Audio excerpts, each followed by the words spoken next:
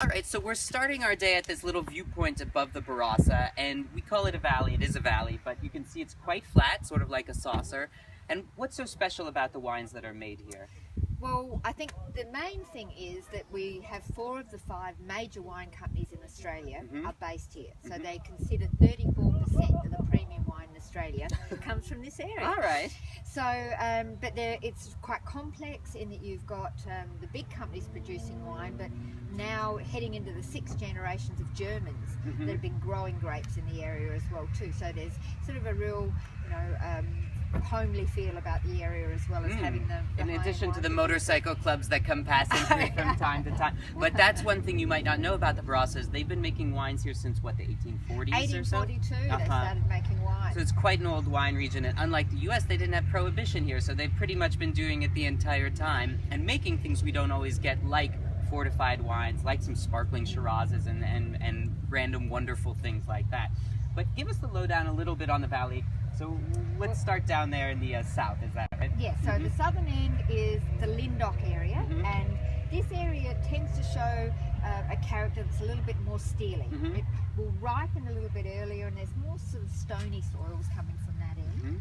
Then we come into Tanunda, which is the main town, and if we continue further along, we head into Nurriutpa, bit of a tongue twister, which is where Penfolds is. Ah, great. And then if we continue further along, we would end up at Wolf Blass, which is the very northern end of the Barossa Valley. I see. But this section here in particular is where really a lot of the famous names that we hear of, the Torbrecks and the Two Hands that Wine Spectator talk about as the top 5 in Australia, are all coming from this area. And one thing that Marianne told me was that the wines on the southern end ripen a bit faster, about 3 weeks earlier than over here, and then earlier even than all the way in the north.